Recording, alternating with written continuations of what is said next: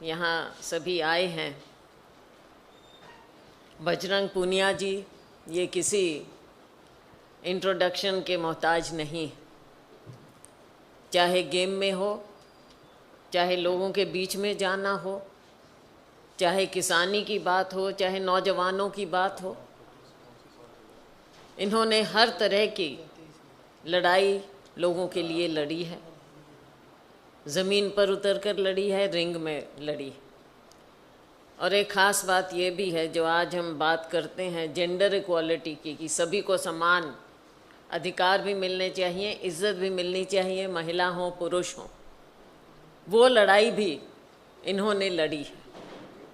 हमें बहुत खुशी है कि राहुल जी के, प्रियंका जी के नेतृत्व में इन्होंने कांग्रेस ज्वाइन की, कांग्रेस में आए। हमारे परिवार में इनका बहुत बहुत स्वागत है और हमें पूरी इनसे उम्मीद भी है और पूरा विश्वास भी है कि जिस मजबूती से इन्होंने जीवन के हर संघर्ष को समझा, संघर्ष में आगे बढ़े, उसी तरह से ये जीवन का संघर्ष है, राजनीति में है, हमारा पूरा साथ देंगे और हम इनके साथ हैं। कांग्रेस पार्टी में अब ये अपना नया रोल अदा करेंगे और खैरा जी के साथ कंधे से कंधा मिलाकर देश में किसानों की आवाज़, खेत मज़दूरों की आवाज़ को उठाएंगे, बुलंद करेंगे और जो जिम्मेवारियां हैं वो भी ये निभाते रहेंगे। हमें खुद कांग्रेस पार्टी को भी और देश के नौजवानों को इनसे बहुत उम्मीद है। साथियों, आज वायनाड में हमारी नेता श्रीमती प्रियंका गांधी जी अपना नामांकन भी भर रही हैं। आप सब की ओर से, अपनी ओर से हम सभी उन्हें बहुत बहुत शुभकामनाएं देंगे और आने वाले वक्त में, अभी तो वो पार्टी में पूरा काम कर रही हैं, लेकिन बतौर एक एमपी भी देश में उनका एक अलग रोल, एक नया रोल होगा, उनका भी हम स्वागत करेंगे। तो साथियों, आज के दिन किसानी की अहमियत जो देश की अर्थव्यवस्था में है सब जानते हैं। मैं ज़्यादा डिटेल में तो खैरा जी और चौधरी बीरेंद्र सिंह जी इसके बारे में आपसे बातचीत करेंगे, लेकिन हमने देखा कि देश की अर्थव्यवस्था का आधार जो किसान है, खेत मजदूर है, उसकी ओर ये सरकार विमुख है, उदासीन है। आज भी जो हमारे हरियाणा पंजाब की मंडियों का हाल है, किसानों का हाल है, आड़तियों का हाल है, तो उसको कैसे बयान करें। किसी भी मंडी में जाएं तो साफ पता चल जाएगा कि कैसे इनकी बदहाली हो रही है। सरकार कहती कुछ है और करती कुछ। तो ये सब बातें आपके सामने हैं। देश को आगे बढ़ाना है, लोगों को आगे बढ़ाना है। देश को अगर आगे बढ़ाना होगा तो किसानों को और खेत मजदूरों को, उनके ऊपर अगर सरकार या कोई भी समाज ध्यान नहीं देगा तो देश का वो हाल हो जाएगा जो पहले, आज़ादी से बहुत पहले हुआ था। देश को आगे लेकर आए हैं और हमें अपने देश को आगे लेकर जाना है। उसमें योगदान किसानों का, खेत मजदूरों का बना रहे, अहमियत हो, उनकी आवाज़ उठाएं। इसके लिए मैं हमारे भाई बजरंग जी को बहुत बहुत शुभकामनाएं देती हूँ और बहुत स्वागत करती हूँ आपका। बहुत बहुत धन्यवाद। अब चौधरी बीरेंद्र सिंह जी, हमारे वरिष्ठ नेता, आप सब जानते हैं। आप सभी साथियों को जो यहाँ उपस्थित हैं, नमस्कार। हमारे कांग्रेस की बहुत ही वरिष्ठ नेता और महामंत्री हैं अखिल भारतीय कांग्रेस कमेटी की बहन शैलजा जी, और अध्यक्ष किसान कांग्रेस कहिए या कांग्रेस में किसान कितना महत्वपूर्ण हो सकता है, ये बहुत पुरानी परंपरा है। मुझे अभी तक याद है कि नीलम संजय रेड्डी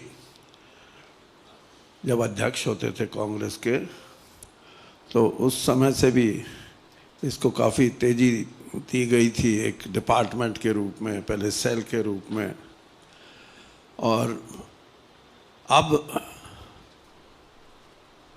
जैसे खैरा जी हैं, इनको वर्किंग प्रेसिडेंट के रूप में इनका साथ देने के लिए बजरंग पूनिया जी को ये काम सौंपा गया है। और बजरंग पूनिया जी इस काम को उसी शैली से करें जिस शैली से इन्होंने कुश्ती लड़ने का काम किया था। उससे भी ज़्यादा मेहनत की ज़रूरत है, क्योंकि वो तो चंद लोगों के बीच में मुकाबला होता है, चाहे ओलंपिक हो और चाहे कॉमनवेल्थ हो, चाहे एशियाड हो और चाहे अपने देश के हों।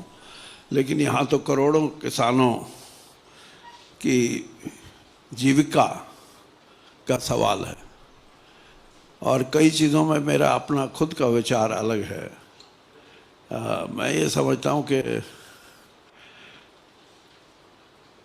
इस देश की अर्थव्यवस्था, जिसको लोग कहते हैं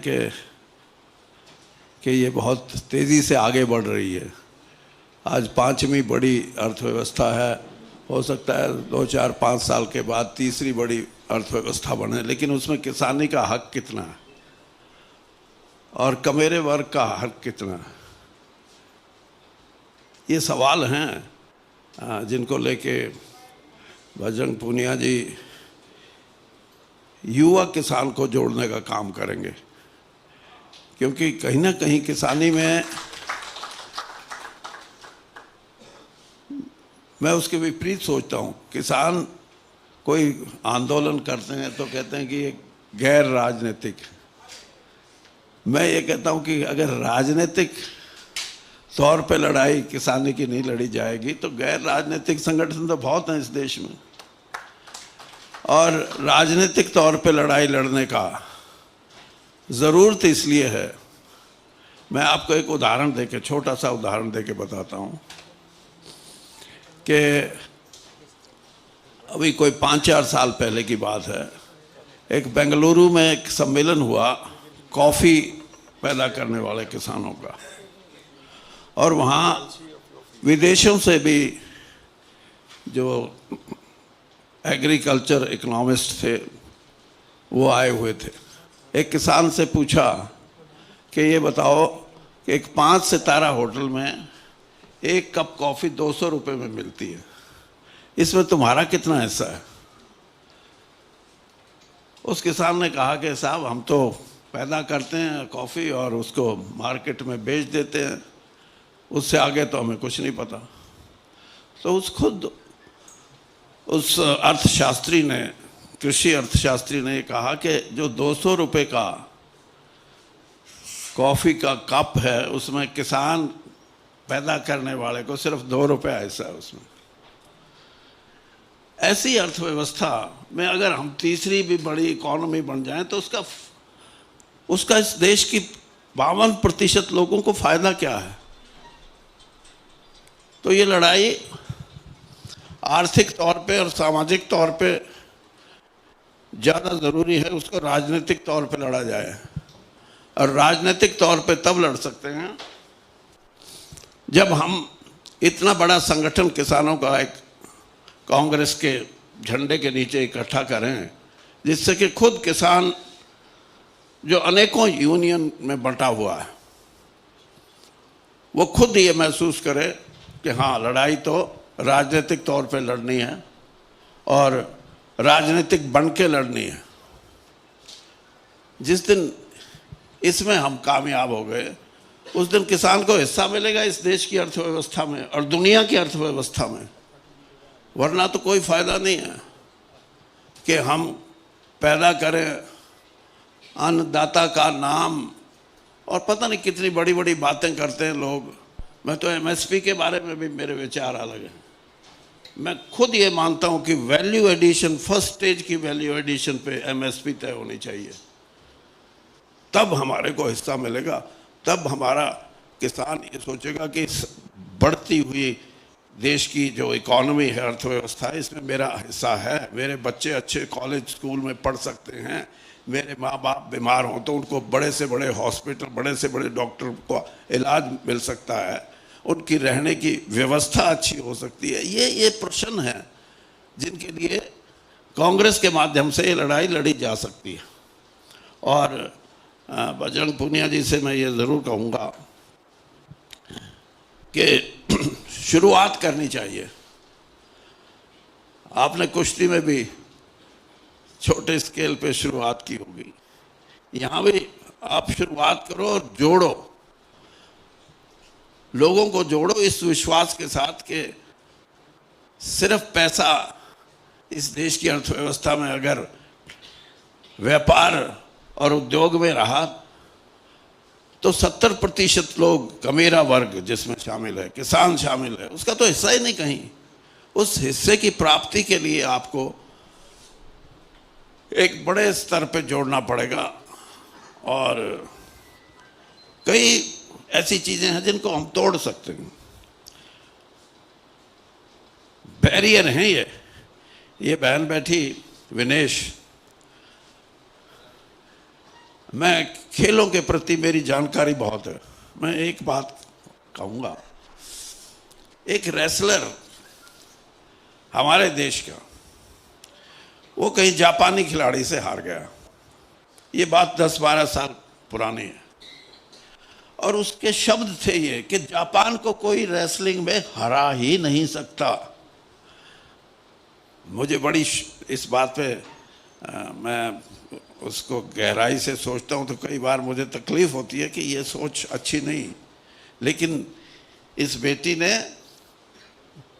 दुनिया में जो कहते थे कि इसको हराने वाला कोई नहीं है, जापान की खिलाड़ी थी, उसको पहली बार शिकस्त दी।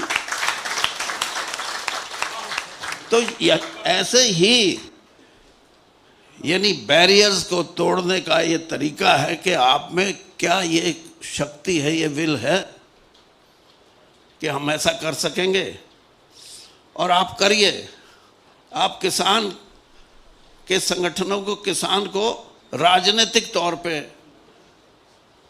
कांग्रेस के साथ जोड़ने का प्रयास करें, और एक बड़े स्तर पे आपको कामयाबी मिलेगी। तभी हमारी अर्थव्यवस्था, रुपए पैसे की ताकत जिसके हम हकदार हैं, वो हमारे को प्राप्त हो सकती है। और राहुल जी का ये प्रयास है, 5 साल पहले उन्होंने कहा था कि 72,000 रुपया हर एक को हम भेजेंगे। आज आर्थिक जो परिस्थिति दुनिया में उभर के आ रही है, उसका मतलब ऐसे ही है। उस समय लगता था कि ये बात, लेकिन आज लोग खुद बोलते हैं कि हाँ, परिस्थिति ये आ गई है कि इस दौलत में हर आदमी का हिस्सा होना चाहिए, और वो मिलेगा मेहनत करने वाला, जो दिन रात पसीना बहा के अपने बच्चों का पेट पालता है, और किसान। ये 2 वर्ग ऐसे हैं जिनके लिए एक संघर्ष की ज़रूरत है। और मैं तो यही कहूँगा कि खेरा जी से भी कहूँगा कि शुरुआत करके देखें। मैं राजनीतिक तौर पे आपको ये कह सकता हूँ कि उस संघर्ष में मेरा भी बहुत बड़ा अंशदान आपको मिलेगा। धन्यवाद। हम जाना चाहते हैं? जी जी। ये करते हैं, ये मुख्य वाला टेक अ पिक्चर। आप इधर आ जाओ। Akhilesh, come on this side.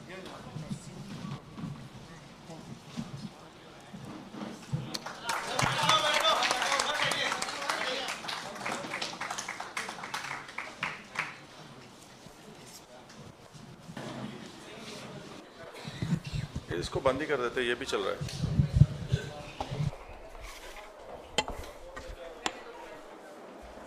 आदरणीय चौधरी वीरेंद्र सिंह जी, बहन वीरेश फोगाट जी, एमएलए हरियाणा,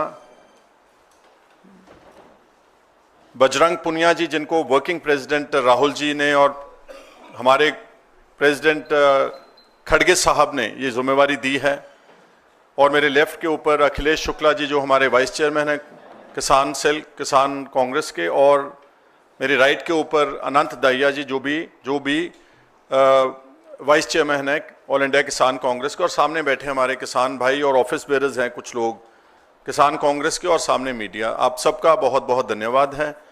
मैं दिल की गहराइयों से अपने छोटे भाई बजरंग पुनिया जी को मुबारकबाद देता हूं और उम्मीद करता हूं कि वो हमारे संगठन में काम करके इसको और मजबूत करेंगे, हरियाणा में भी मजबूत करेंगे, और देश के दूसरे जो स्टेट्स हैं सारे देश में इस किसानी आंदोलन और किसान और खेत मजदूर की बात करके पार्टी का आधार भी मजबूत करेंगे और किसानों की बात भी वहां पर रखेंगे अच्छे तरीके से। इस मकसद से ये जिम्मेवारी जो दी गई है, मैं यकीन दिलाना चाहता हूं कि हम लोग सब इकट्ठे होकर अपनी पार्टी के लिए, इस देश के किसानों और खेत मजदूरों के लिए पूरी बात करेंगे। और बजरंग पुनिया, जैसे आप सब लोग जानते हैं, जैसे हमारी बहन है जो एमएलए साहब बने हैं, ये सारे इंटरनेशनल सेलिब्रिटीज़ हैं। इन्होंने कुश्ती की फील्ड में बहुत नाम हासिल किया है, इंटरनेशनल लेवल के ऊपर ओलंपिक्स में, एशियन गेम्स में मेडल लेकर आए हैं, देश को बहुत आगे लेकर गए हैं। और जब इनका आंदोलन चल रहा था जंतर मंतर में, हम लोग सब 2023 में इनके उस आंदोलन में जाकर के किसान कांग्रेस की तरफ से इनको पूरा सपोर्ट किया था।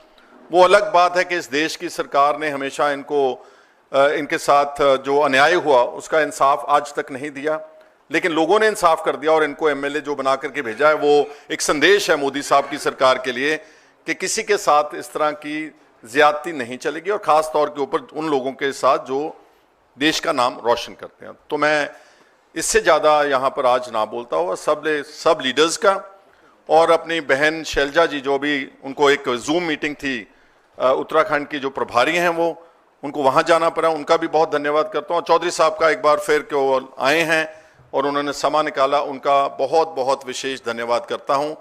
इसके बाद मैं अपने रिक्वेस्ट करूँगा ब्रीफली कि पंजाब की प्रोक्योरमेंट के बारे में मैंने चंद शब्द बोले, वो मैं बाद में करता हूँ। आप ज़रा इनका जो फैसिलिटेशन है जो बजरंग पुनिया जी का as working president, working chairman, उसकी आप प्लीज़ तस्वीरें ले लें और इनको एक बार ज़ोरदार ताड़ियों से स्वागत करना। धन्यवाद।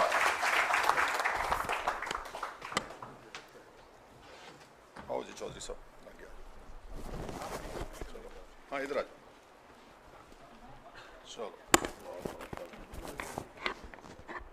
चलो जी लगे आ जाओ, पास आ जाओ। ठीक है जी, वेरी नाइस। इधर ही आ जाओ, अंदर टेक दीजिएगा इधर से।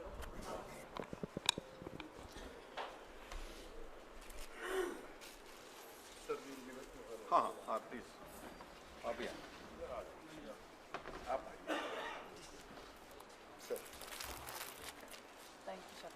और जो पास आ ग्रेट, थैंक यू सर। मैं ले लूँ 2 मिनट में पंजाब की प्रोक्योरमेंट की गल।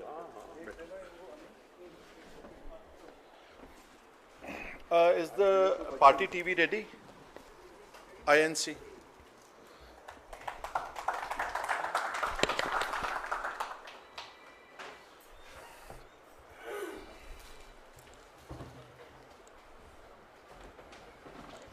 आज मैं बतौर चेयरमैन ऑल इंडिया किसान कांग्रेस, हमारी जो टीम है, जो पंजाब में एक बिल्कुल प्लानिंग के तहत, एक साजिश के तहत इस देश की सरकार ने, बीजेपी ने, और वहाँ पर भगवंत मान आम आदमी पार्टी की सरकार ने जो दुर्गत की है पंजाब के किसान की, जो वहाँ पर जो पैडी प्रोक्योरमेंट, आप सब जानते हैं कि पंजाब सबसे बड़ा जो अनाज का एक भंडार भरता है इस देश के लिए।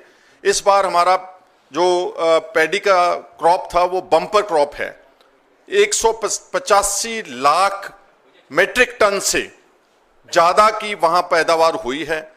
लेकिन आज अंदाज़ा लगा लें कि 22वां दिन है ऑफिशियल प्रोक्योरमेंट का, लेकिन किसान को मजबूर किया जा रहा है, उनका एक भी जो बाइज्जत तरीके से उसकी फसल की प्रोक्योरमेंट नहीं की जा रही पंजाब सरकार और केंद्र सरकार की तरफ से, और उनको मजबूरी वश जो अपना जो उनका है क्रॉप है, फसल है, उसको 300 रुपये 400 रुपये प्रति क्विंटल एमएसपी से नीचे बेचना पड़ रहा है पंजाब में। अगर आप पंजाब की ये हालात हैं तो आप अंदाज़ा लगा लें कि हरियाणा में, उत्तर प्रदेश में और देश के दूसरे राज्यों में क्या हालात किसान और खेत मजदूर के होंगे।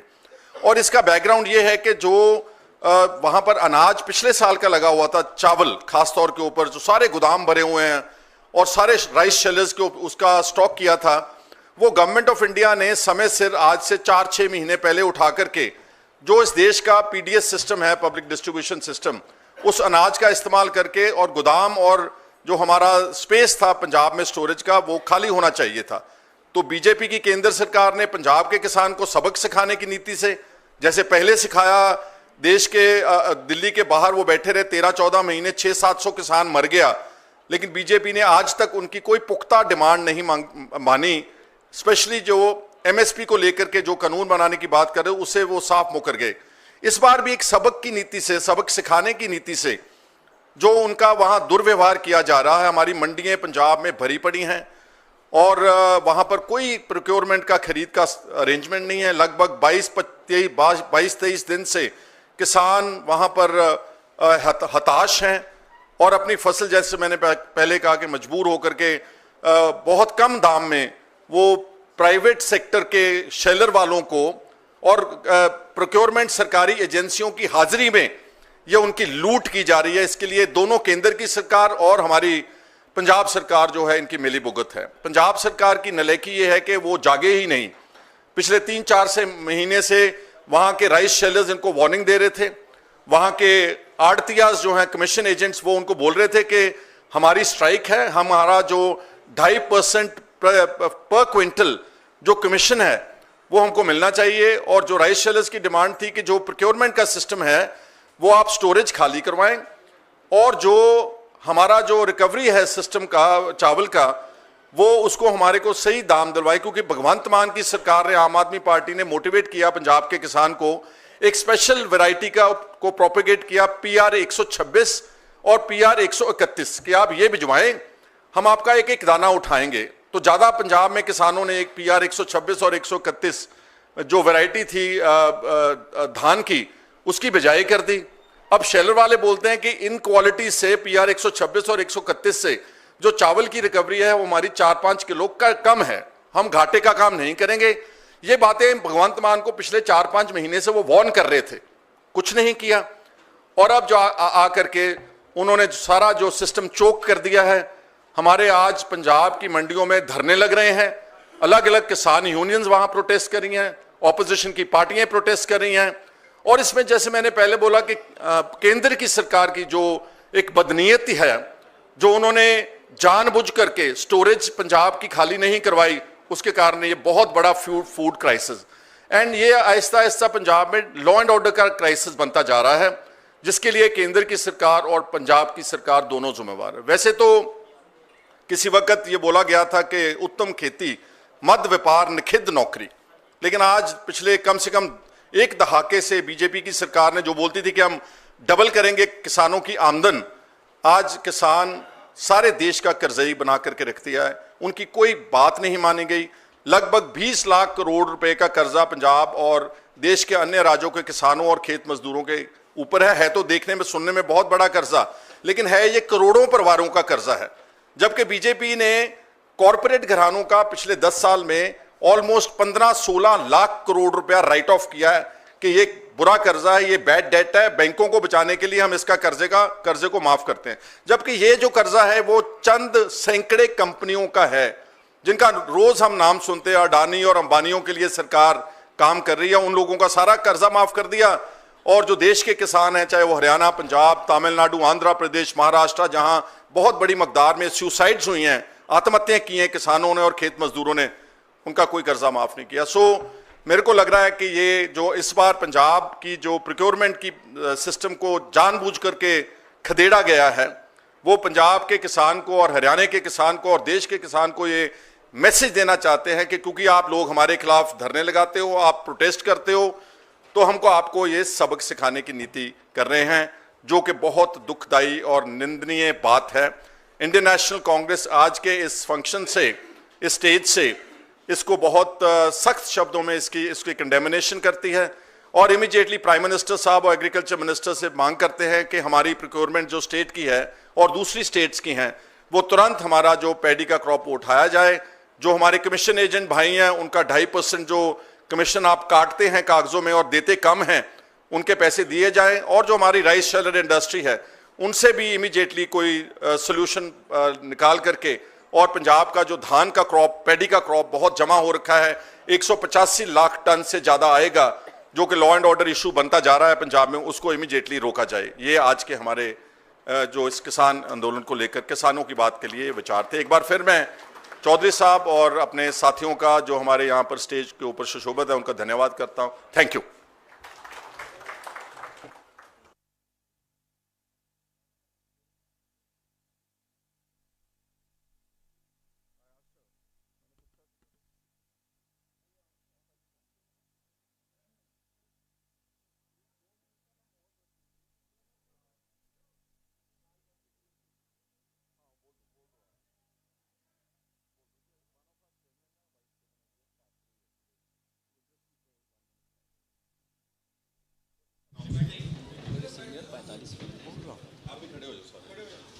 हम लोगों के सीनियर श्री लाल वलगिर जी का कल देहांत हो गया था।